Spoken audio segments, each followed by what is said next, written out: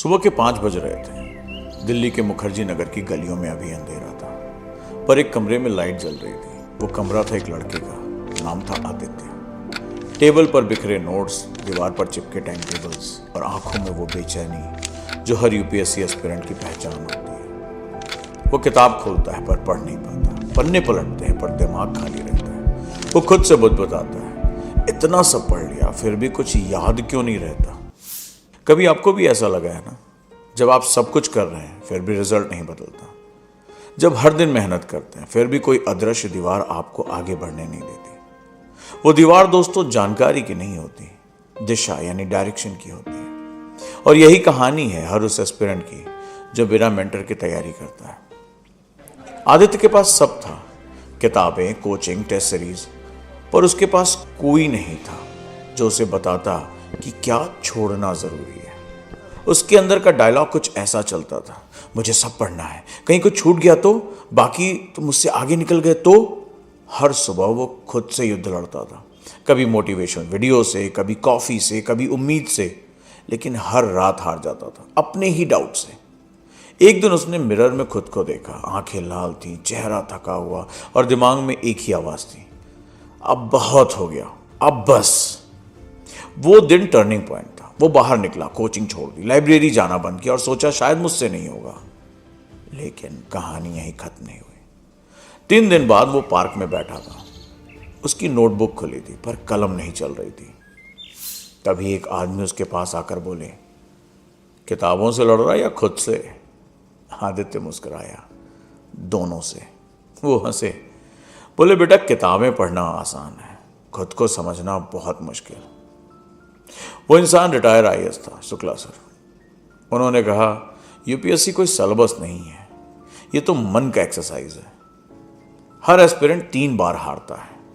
पहली बार कंटेंट से, दूसरी बार कंपैरिजन से और तीसरी बार कंफ्यूजन से। आदित्य बस सुनता रहा। पहली बार किसी ने उसकी थकान को समझा था। शुक्ला सर बोले, हर दिन किताब मत खोलो, पहले खुद से सवाल पूछो, आज मैं क्या समझना चाहता हूं। उन्होंने कहा, दिमाग को पढ़ाने से पहले दिमाग को डायरेक्शन दो, क्योंकि डायरेक्शन के बिना नॉलेज बस भार बन जाती है। यही मेंटर की असली ताकत होती है। वो आपको सिखाता नहीं, आपका दिमाग रीसेट करता है। साइंस कहता है जब इंसान अकेले पढ़ता है तो दिमाग पर कॉग्निटिव लोड बढ़ता है। मतलब दिमाग एक साथ 3 काम करता है, पढ़ना, समझना और याद रखना। इसे कार्टिसोल नाम का एक स्ट्रेस केमिकल बढ़ता चला जाता है जो आपके फोकस को गिरा देता है। जब कोई मेंटर साथ होता है तो वो आपका ब्रेन फिल्टर मोड में डाल देता है। आपको पता होता है मुझे क्या इग्नोर करना है। रिजल्ट, स्ट्रेस घटता है, क्लैरिटी बढ़ती है और दिमाग फुल कैपेसिटी पर काम करता है। मेंटरशिप साइंस की लैंग्वेज में एक डोपामाइन रेगुलेशन सिस्टम है, यानी मेंटर आपको वो सेंस देता है कि आप अकेले नहीं हैं। और जब दिमाग अकेला महसूस नहीं करता तो वो डरता नहीं, सीखता है। अब आदित्य वही लड़का नहीं था। वो रोज अपने मेंटर के साथ 15 मिनट रिव्यू करता, हर अपनी स्ट्रैटेजी बदलता। अब वो किताबों से नहीं, कॉन्सेप्ट से खेलता था। उसने समझ लिया यूपीएससी तैयारी नहीं, एक मनोवैज्ञानिक यात्रा है। वो हर रात लिखता था, आज मैंने क्या सीखा, क्या छोड़ा, क्या सुधारा। और कुछ महीनों में जो वो पहले थकान महसूस करता था, अब वही फ्लो स्टेट में आ चुका था। क्या है ये फ्लो स्टेट? न्यूरो साइंटिस्ट कहते हैं कि जब आप किसी काम में पूरी तरह से डूब जाते हैं तो आपका दिमाग अल्फा और थीटा ब्रेन वेव्स पर चला जाता है। वो अवस्था होती है फ्लो, जहां टाइम रुक जाता है और दिमाग लेजर की तरह काम करता है। मेंटर का काम होता है आपको बार बार उस स्टेट तक पहुंचाना। वो आपको क्यास से निकालकर क्लैरिटी में रखता है। यही रीजन है कि टॉपर लोग कहते हैं, मेरे पास कोई जादू नहीं था, बस कोई था जो मुझे सही समय पर रोक देता था। मेंटरशिप में एक सबसे गहरा साइंस है मिरर न्यूरॉन्स। आप जिस व्यक्ति के साथ ज्यादा समय बिताते हैं, आपका दिमाग उसकी सोच की कॉपी करने लगता है। इसलिए कहा जाता है, tell me your mentor, I will tell you your mindset. जब आप हर दिन एक सक्सेसफुल व्यक्ति से बात करते हैं, आपका ब्रेन उसी न्यूरल पैटर्न में ढलने लगता है। धीरे धीरे आप उसकी तरह सोचने, फैसले लेने और सिचुएशन को हैंडल करने लगते हैं। मेंटरशिप कोई कोर्स नहीं, ये ब्रेन ट्रेनिंग प्रोग्राम है। आदित्य एक दिन बोला, सर मैं सोशल मीडिया पर टॉपर्स की स्टोरी देखता हूं तो दिल में बहुत जलन होती है। शुक्ला सर हंसे, वो जलन नहीं बेटा, डायरेक्शन की कमी है।